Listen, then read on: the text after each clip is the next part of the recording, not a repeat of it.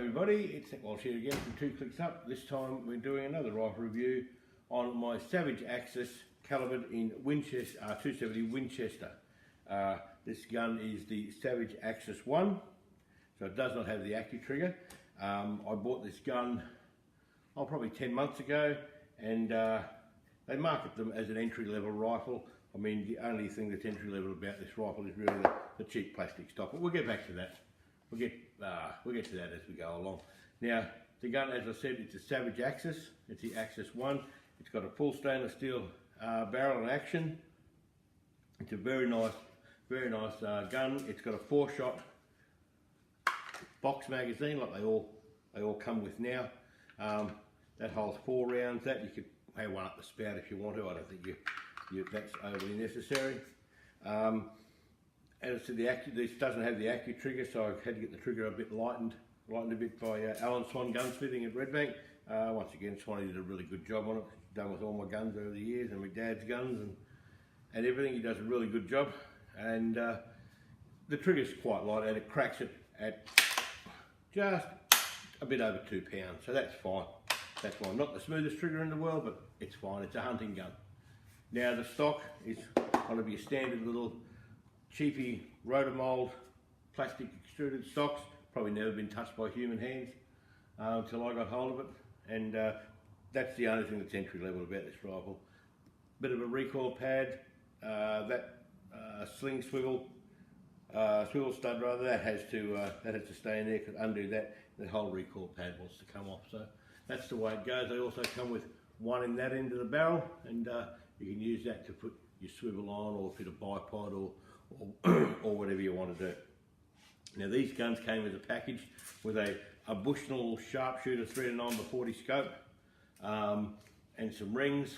I wasn't overly impressed with that. They're not a bad scope, there's nothing wrong with them. I had one on my HMR for a long time, but on the big guns, possibly not. So I picked up a Vortex Copperhead in 4-12x44. Picked one of those up when they were on special, and beautiful, clear, super clear glass on these, lifetime warranty, all the usual Vortex stuff, really good quality stuff. Again, not $1 million scope, not $1 million gun, and I'm not $1 million shooter, so there you are. It's a hunting gun. Now, all I've done to this gun is I pulled the action off, and I've floated the barrel, meaning that I pulled all the action off, you can't really see anything there, and I got some sandpaper, and I scraped out all the daggy bits inside the stock there, and that barrel is floating and touching absolutely nothing. Touches absolutely nothing. This one, nice thick bit of paper here. See if we can make it touch. Look at that. Look at that. Touches absolutely nothing. So that's fine. I've had this gun out. Shoot holes in holes with this gun all day long. Being a 270 with such a light little stock, they do give a bit of a boot, but that's fine. The stainless steel action is very smooth. I have absolutely no issue whatsoever with the action. Those of you who've seen the videos I've done before are well aware I'm not a big believer in the big dollar guns or the big dollar scopes. I love getting on the Facebook, etc., and I see how much these blokes want to tell each other they spend on guns, and that's fine. That's fine, but I'm a paddock shooter. I shoot off the paddock or at the side of a ute or whatever. I don't need a $2,000 gun, I don't need a $5,000 scope. Most of your shooting is done everyone says they do these big shots.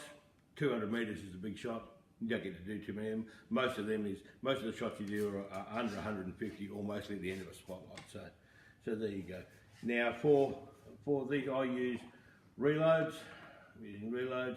That's 130 grain Horn of the SST being pushed by 54.5 grains of 2209 ADI powder. That packs enough punch, that's going to kill anything it hits, stone dead. I've had no complaints thus far. So in conclusion, a really good gun. I bought this one from the barn.